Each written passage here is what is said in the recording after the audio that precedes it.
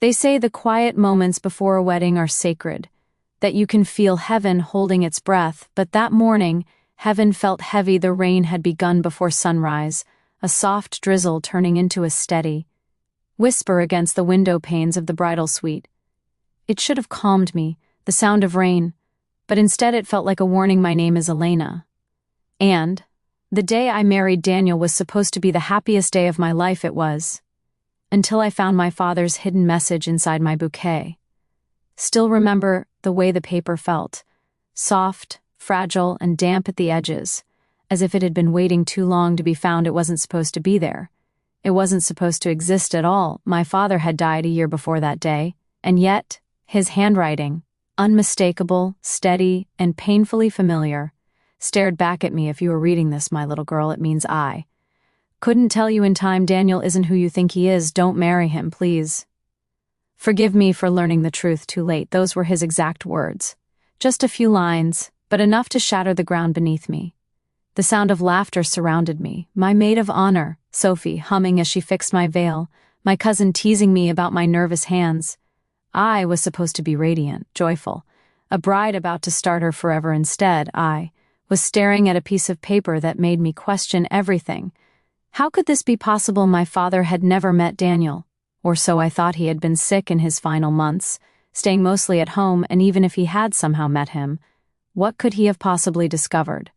I pressed the letter against my palm until the paper wrinkled. I didn't tell anyone. Not yet. There was a strange fear inside me, the kind that whispers, if you speak it aloud, it becomes real. I told myself I'd deal with it.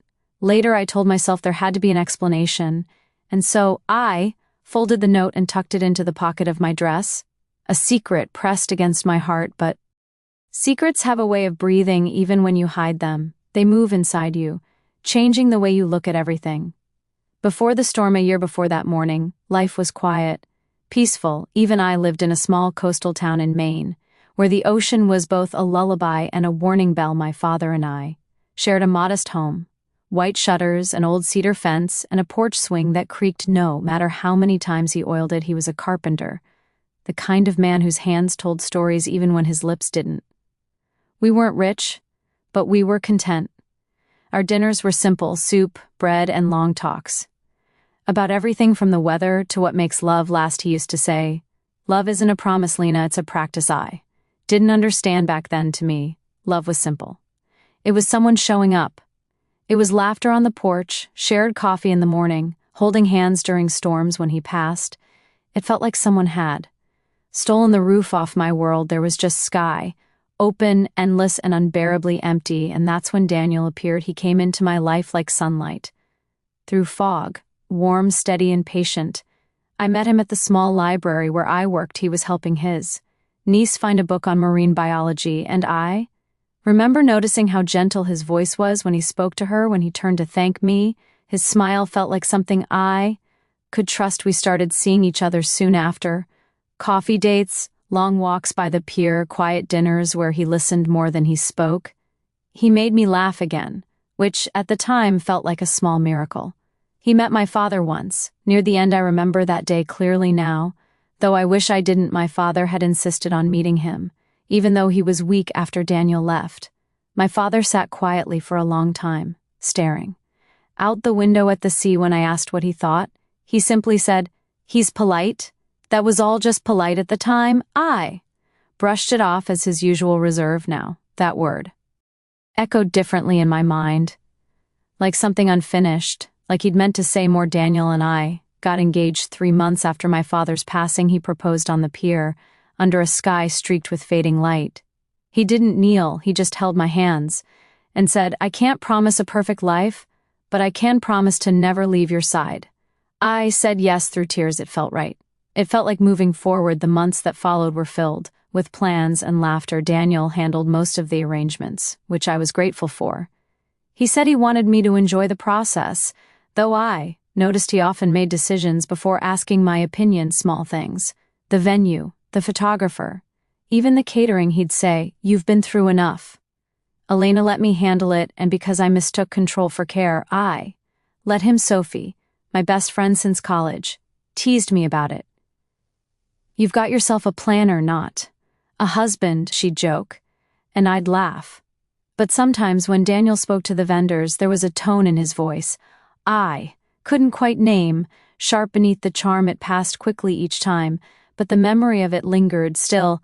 I ignored it. When you love someone, you build explanations like walls, tall enough to keep doubt out the day before the wedding. I visited my father's grave. It was drizzling then too. Soft rain over gray stone. I placed a small bunch of lavender on his headstone, the same kind he used to grow by the porch. I wish you were here, I whispered. I think you'd like him. The words caught in my throat because deep down I wasn't entirely sure he would. As I walked back to the car, I thought I saw someone watching from across the cemetery. A man in a dark coat, but when I blinked, he was gone, just the rain and the wind moving through the trees the next morning. My wedding day, I woke to the sound of waves crashing harder than usual. The sky was heavy, the kind of gray that seeps into your bones inside the bridal. Sweet. Everything smelled of roses and hairspray. Sophie was pinning my veil, humming to the tune of Can't Help Falling in Love, and then she handed me the bouquet. That's when I saw it. The edge of folded paper tucked between the stems. A letter from my father hidden waiting, and written with the kind of urgency that doesn't belong to the dead. That was the moment my world began to tilt, and I didn't yet know that by the end of that day, every truth I'd believed about Daniel and about my father would fall apart before my eyes. The sound of the rain was the first thing I remember from that morning, soft at first, then harder, like fingertips drumming against the window pane. Steady, nervous, unrelenting. They say rain on your wedding day is good luck, but I've learned that sometimes. Luck doesn't come dressed as a blessing sometimes. It comes as a warning. My name is Elena Carter, and the day I was supposed to marry Daniel Hayes, the love of my life, I found a hidden message from my father. He'd been gone for almost a year, but somehow, that morning, he managed to speak to me again. The message was tucked inside my bouquet, a letter folded 3 times, stained slightly at the corner, as though it had been waiting a long, long time to be found, and on the front, in a handwriting I would have recognized anywhere, were the words, "For my daughter, on her wedding day." At first, I thought it was something Daniel had done. Maybe a surprise, a sweet gesture in my father's name, but when I opened it, my heart began to race in a way it hadn't since the night we buried him. Elena, the note began. If you are reading this, something has gone wrong. Daniel is not who you think he is. Please, my girl, don't marry him. I learned the truth too late. Forgive me, Dad. My fingers trembled as I read it again and again until the words blurred into the paper for a moment. I forgot to breathe the room around me. The hum of bridesmaids, the clinking of makeup brushes, the soft laughter faded into a distant echo. I just stood there, frozen, clutching the letter like it was the only thing keeping me upright. How could this be? My father had been gone for nearly a year. He'd never met Daniel more than once. A brief introduction at the hospital before he passed. He hadn't even known we were engaged, and yet those words, that warning, that desperate, unfinished plea, my first instinct was denial. This isn't real, it can't be, but the handwriting was his, every loop, every curve, every line pressed down with the familiar weight of his pen. Folded it back up carefully, my hands shaking so much that the paper nearly tore. Then I slipped it into the pocket of my dress and smiled when Sophie, my maid of honor, turned toward me. I didn't tell her. I didn't tell anyone, not yet, because if I said it out loud, then it would become real. A year earlier, before Daniel, life was quiet, not happy. Not since my mother died, but simple. My father and I lived in a small coastal town in Maine, in a white house with blue shutters and a porch that overlooked the ocean. He was a carpenter, the kind who fixed everything by hand. Our evenings were quiet. Dinner, a little jazz on the radio, the sound of waves hitting the rocks below. He wasn't a man of many words, but when he did speak, his voice had that stillness that makes you listen. He'd say things like, "Love isn't about how much you feel, Lena. It's about how much you protect." At the time, I didn't really understand, but after he was gone, those words became my compass. When he died, I felt like I'd lost my anchor. The house didn't smell like coffee anymore. The mornings were too quiet, and every creak in the floorboard reminded me that Someone was missing, and then came Daniel. He walked into my life on a Thursday afternoon. I was shelving books at the library, lost in my own thoughts, when I heard a voice behind me, warm, gentle, the kind of voice that doesn't demand your attention. "It earns it, excuse me," he said. "Do you know where I could find something on marine ecosystems? My niece has a project." When I turned around, he was smiling, tall, dark-haired, with those steady blue eyes.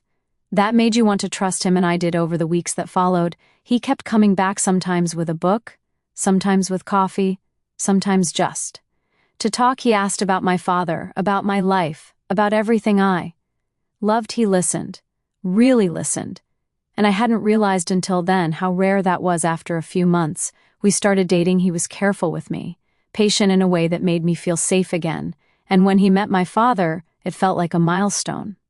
It was one of the last good days before my father's health began to fade for good. Daniel came over for dinner, roast chicken, my father's favorite. They talked quietly, mostly about my childhood, about life near the ocean. Daniel laughed at my father's dry humor, and I remember thinking, this is it. This is my family. When Daniel left, I asked my father what he thought. He smiled, a small, tired smile, and said, "He's polite." That was all. No excitement, no blessing, just those two words. At the time, I didn't think much of it, but now those words echo like a riddle. I never solved the proposal. Daniel proposed 6 months after my father passed. We were walking along the pier, the ocean wind tangled in my hair. He stopped near the end, held my hands, and said, "I can't promise you a perfect life, Elena, but I can promise to never leave your side." I cried, not because of the words, but because for the first time in months, I felt something other than loss. When you've been grieving long enough, even the smallest warmth feels like sunlight after a long winter. The ring wasn't extravagant, just a simple band with a single stone, but it was beautiful, and it was enough. We set the wedding date for early spring. Daniel handled most of the planning. He said he wanted to take care of everything, and I let him. I was still tired from grief, and his control felt like relief.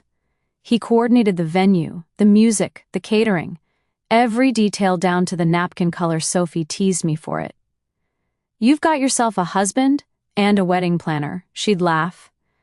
But sometimes when he spoke to vendors, there was a tone in his voice, calm but commanding, almost cold. It passed quickly, but it stayed with me still. I brushed it off.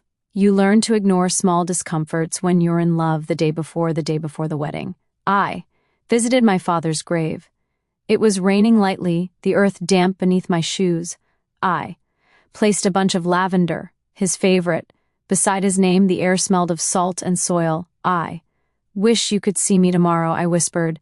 "I wish you could meet the man I'm about to marry." I waited, like I always did, for some sign, a wind shift, a sound, something that told me he was still near, but there was nothing, just the ocean, restless in the distance. And then I thought I saw someone standing by the trees at the edge of the cemetery, a man in a dark coat, watching. When I turned to look again, he was gone. Told myself it was just my nerves. But that night, I dreamed of my father. He was sitting at the kitchen table, his mouth moving, but no sound coming out. I woke up with tears on my pillow the next morning. I brushed it all away. The dream, the unease, the strange man, because it was my wedding day, and I was determined to be happy until I found the letter. That moment, holding my father's handwriting in my hands, was when the story truly began to unravel. I didn't know it yet, but by the end of that day, nothing in my life would ever be the same again. I didn't say a word to anyone that morning, not to Sophie, not to my cousin, not even to Daniel. The letter burned quietly in my pocket like a secret I couldn't touch without getting hurt. Every time someone mentioned my father, how proud he would have been, how happy he must be watching from heaven, my throat tightened. If only they knew that heaven had just sent me a warning. Told myself it must be a mistake, that maybe Dad had written the letter during one of his bad days, when the medication made him confused. Maybe he'd misunderstood something about Daniel. Maybe it wasn't meant to ruin my day.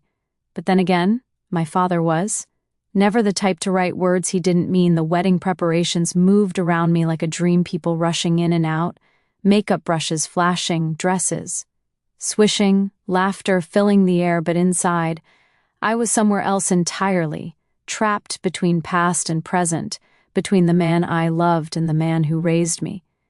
When Daniel arrived at the venue, the room shifted. He looked devastatingly handsome. Black tuxedo, his tie perfectly knotted. He smiled when he saw me through the half-open door. That smile used to make me feel safe. But in that moment, I felt something I couldn't name.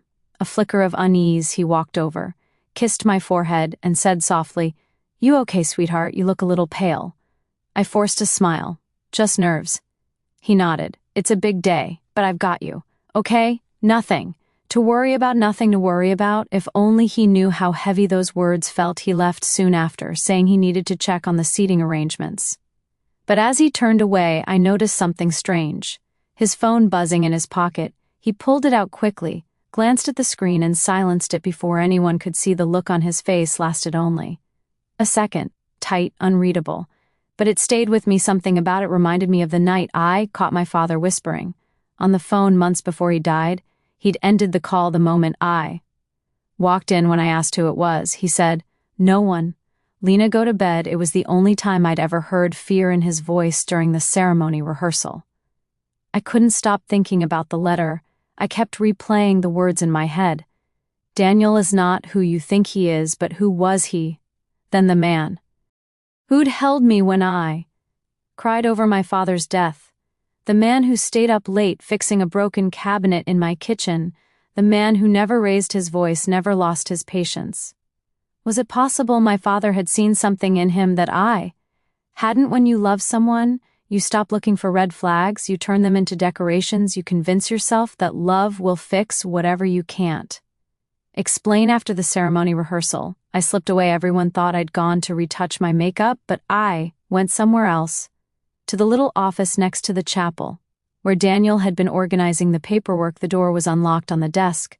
Everything was neat, folders, receipts, guest lists, but near the corner, a small leather notebook caught my eye.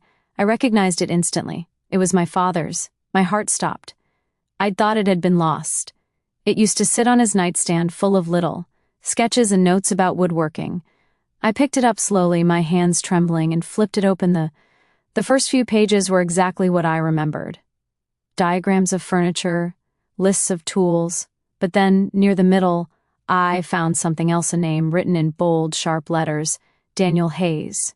And below it, a line, "Met him today, something feels wrong." I kept reading. The entries were dated just a few weeks before my father's death. He says he loves my daughter, but his eyes, they're cold when she's not looking. He asked strange questions about the house, about the insurance. Why, if something happens to me, tell Elena to be careful. My knees nearly gave out. I sat down on the edge of the desk, the notebook open in my lap, trying to steady my breathing. The air felt heavy, like the walls were pressing in. Could it be true? Had he done something to my father? No, that was impossible. Daniel had been nothing but kind. He'd been the one who held me after the funeral, who managed the bills, who said he wanted to take care of me. But that last entry, he's hiding something. Don't trust him. That wasn't confusion, that was fear. A soft knock startled me. "Lena," it was Sophie's voice. "You in here? The photographer's waiting." I scrambled to close the notebook, tucking it into my bag. When she peeked inside, she frowned. "You okay? You look like you've seen a ghost." I forced a laugh that didn't sound like mine. "Just cold feet." I guess she smiled, squeezing my hand. "Every bride gets them, but trust me, once you see him at the altar, everything will fall into place." I nodded, but inside something was falling apart. That evening, as the guests began to arrive, I stood near the window of the bridal suite, staring at the storm outside. The waves were crashing hard against the rocks below. Wild, relentless, it felt like the world was trying to warn me again. I slipped the notebook and the letter into my purse. Part of me wanted to confront Daniel right then and there, but another part, the terrified, still hopeful part, needed proof. If my father was right, if Daniel truly wasn't who he seemed, I needed to see it with my own eyes. When Daniel came to check on me before the ceremony, I watched him carefully. He smiled, fixed my veil, kissed my cheek. His hands were steady, warm, familiar, and yet when he looked into my eyes, there was something behind the charm.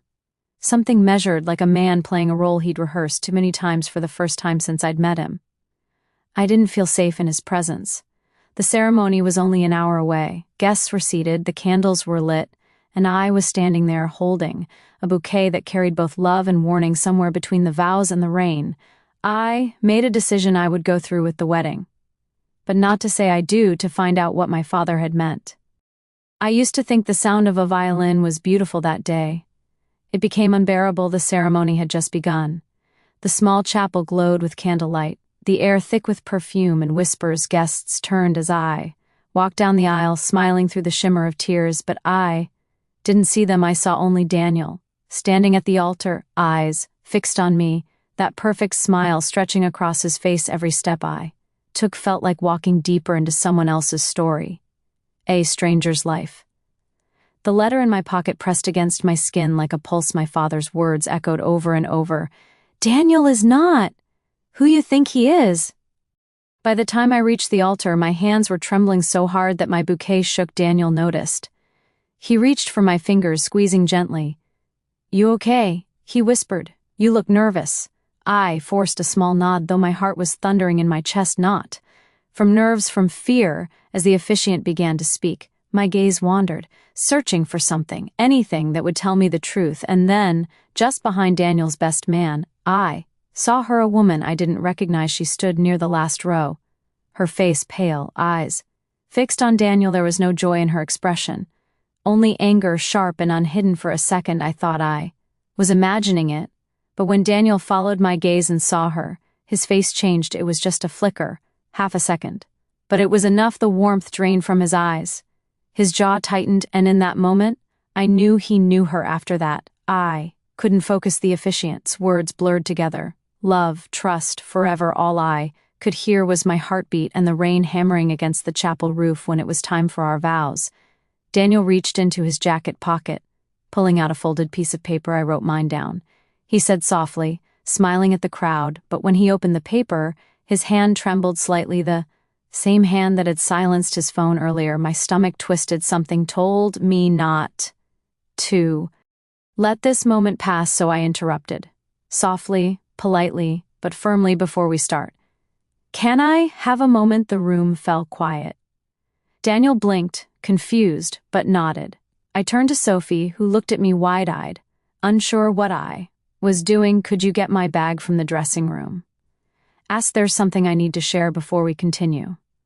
She hesitated, then nodded, and hurried out. The guests whispered among themselves. Daniel leaned closer, his voice low and tight. Elena, what's going on? I smiled faintly. You'll see. My voice didn't sound like my own. It sounded like my father's. Steady, certain. Sophie returned a moment later with my bag. I reached inside and pulled out the two things that had been haunting me all day, the letter and the notebook. Daniel's face changed the moment he saw them. It was quick, a flash of recognition. But it was there. What is that? He asked quietly. I held the letter up for everyone to see. Something my father left for me. I said it was hidden in my bouquet this morning. The guests stirred. Daniel's best man shifted uncomfortably. The woman in the back row didn't move. Elena, this isn't the time. He wrote it before he died. I interrupted. He said, you weren't who I thought you were. A murmur rippled through the chapel. Daniel's smile faltered. Your father was sick, Lena. You know that he was confused. I opened the notebook and read aloud. He asked strange questions about the house, about the insurance, why if something happens. To me, tell Elena to be careful. A gasp went through the room. Daniel's face turned pale. Where did you get that? He hissed. From your office. I said softly. You kept it, Daniel. Why? For a long moment, no one spoke. The rain filled the silence, relentless. Then from the back of the room, the woman stepped forward. Her heels clicked against the stone floor, echoing like thunder. When she spoke, her voice trembled, not with fear, but fury, because he needed proof. She said, proof of what? He'd done to your father. The air left my lungs. Who are you? I asked. She looked straight at me. My name is Claire. I was your father's lawyer. I froze. His lawyer? She nodded. He came to me 2 weeks before he died, said a man named Daniel Hayes. Had been visiting him asking about his property, his accounts, his will. Your father was worried. He thought Daniel was trying to manipulate him. Maybe even take something from you after he passed. I looked at Daniel. He didn't deny it. He just stood there, still, his eyes darting between me and the crowd. That's ridiculous. He finally said, this woman doesn't know what she's talking about. But Claire didn't back down. She pulled something from her purse. A folded document. Your father filed a report. It was never processed because he passed before the follow-up. But it's all here. Your fiancé visited his house. Several times he asked about changing the deed to include his name when your father refused. The visit stopped. 2 weeks later, he was gone. My knees buckled. Sophie caught me before I fell. The room erupted into whispers. Disbelief, shock, pity. Daniel.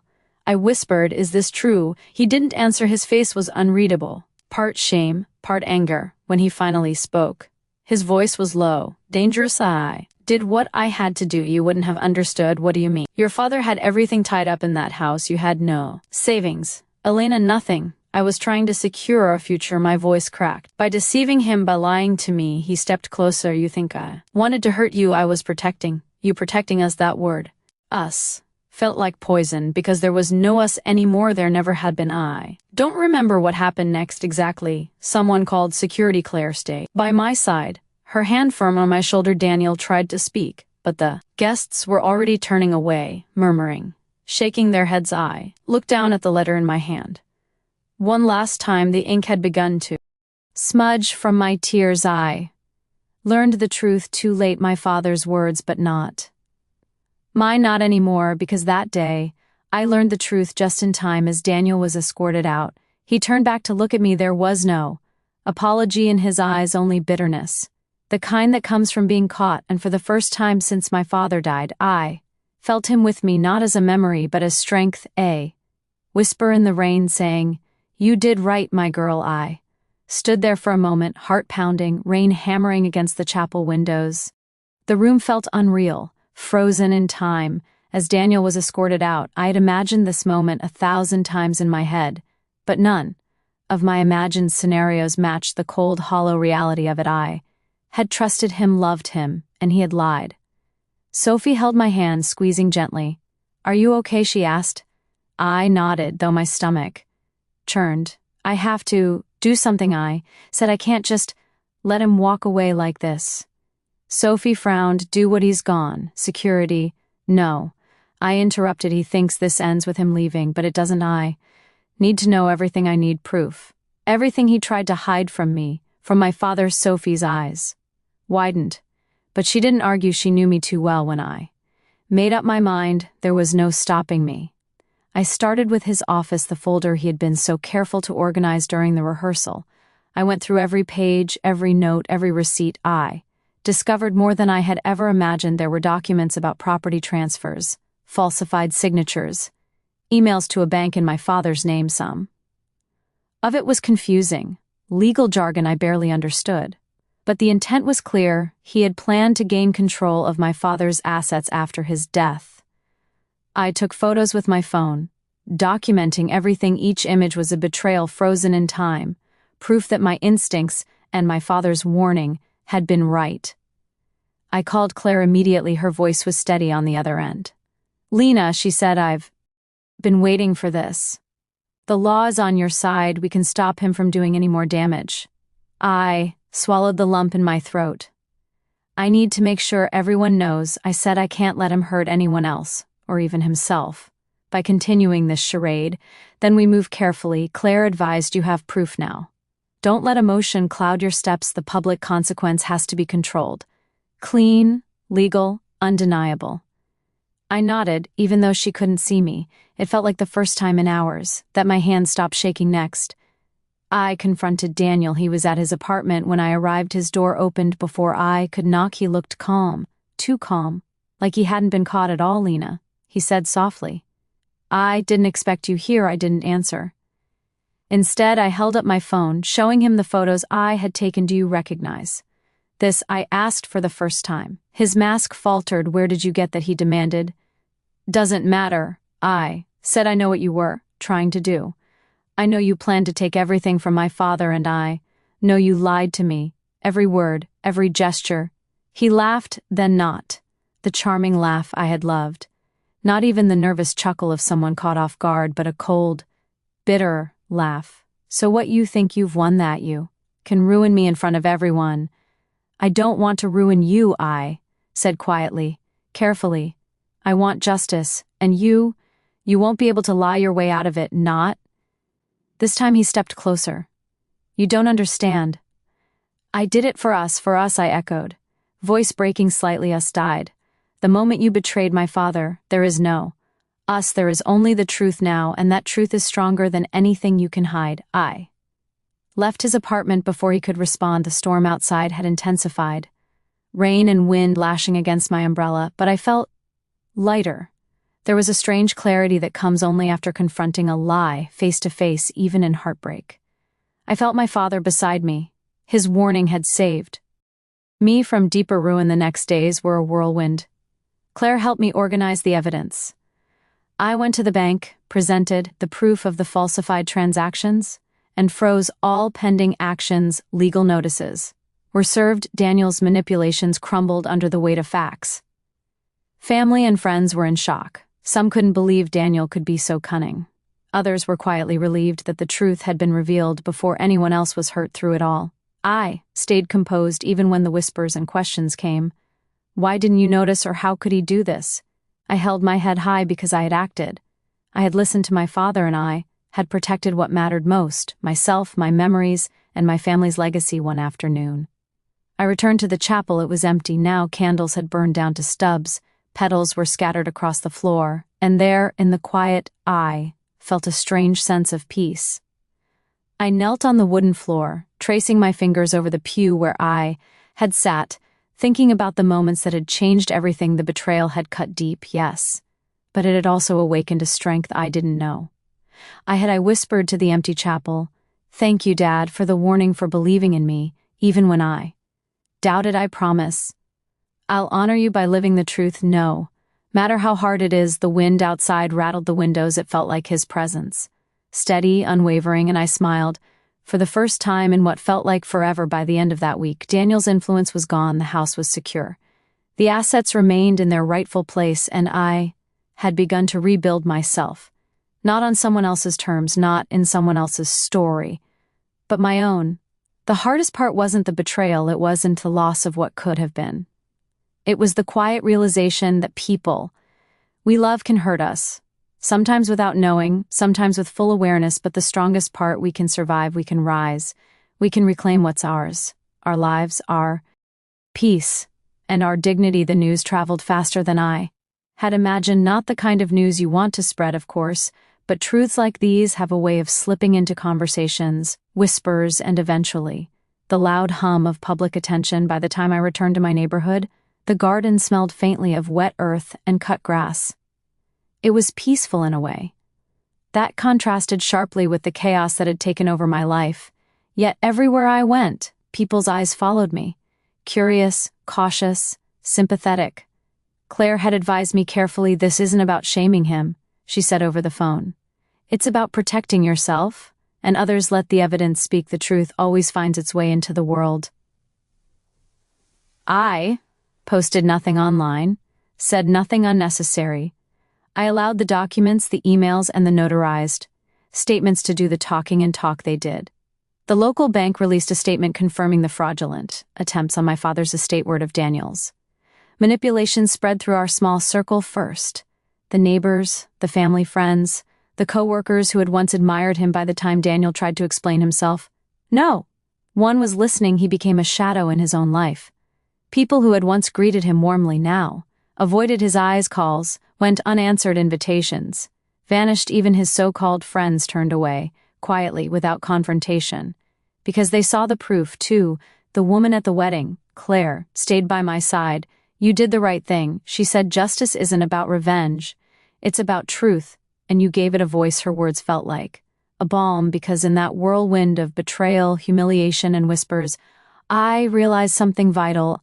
I had not been the victim everyone assumed I was. I had been the protector, the guardian of my father's memory, of my own dignity, of my life. Daniel tried to show up at my apartment. Once he rang the bell with a smile he clearly thought was charming.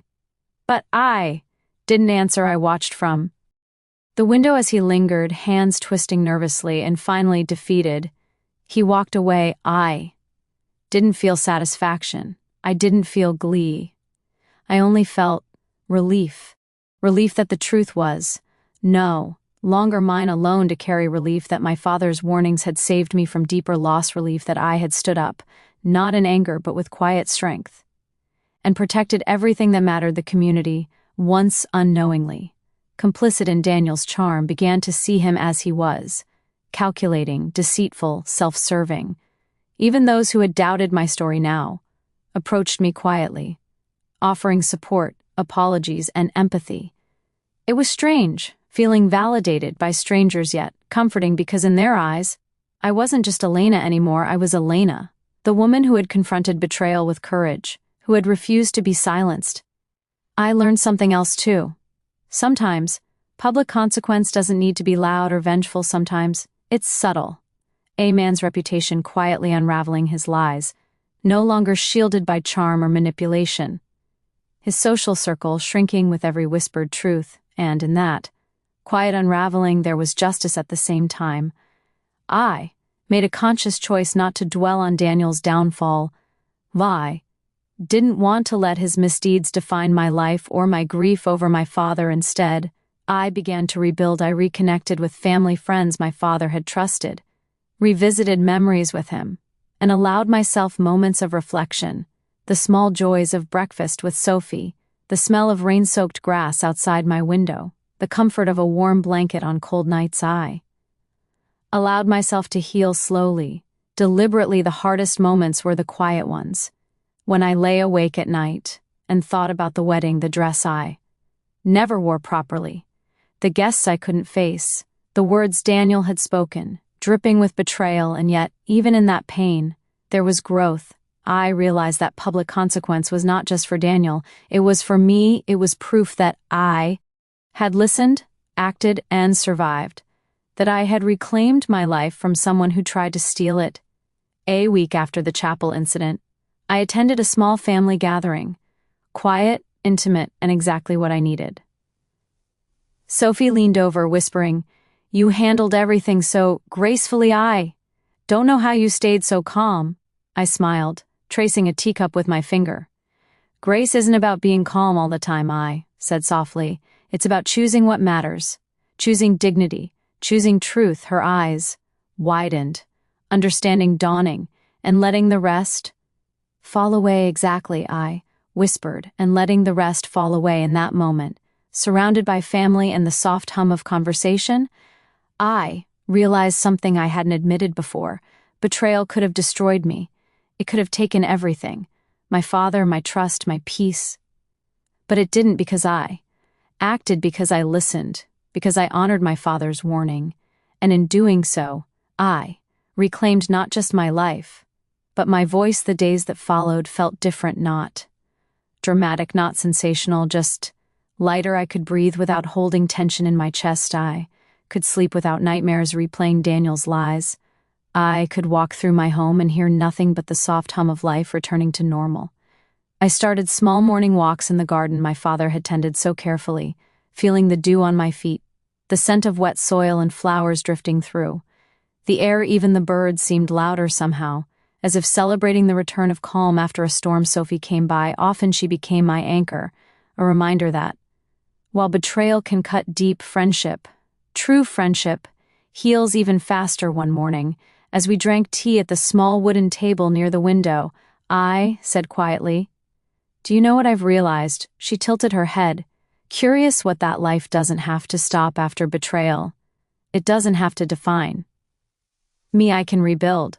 But on my terms. Sophie smiled. "And you will." I see it already. I also reached out to my father's closest friends, the people who had known him best. We shared stories of his quiet wisdom, his laughter, the way he used to sip his coffee slowly, savoring the flavor even when the morning was rushed.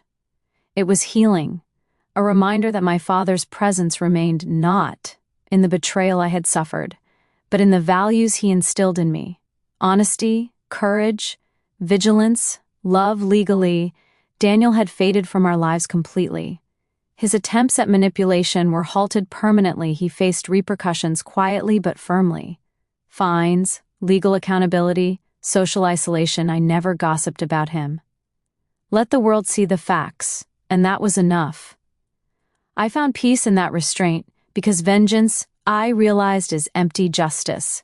Truthful, dignified, steadfast justice fills the void left by betrayal in a way nothing else can. I began to embrace life again.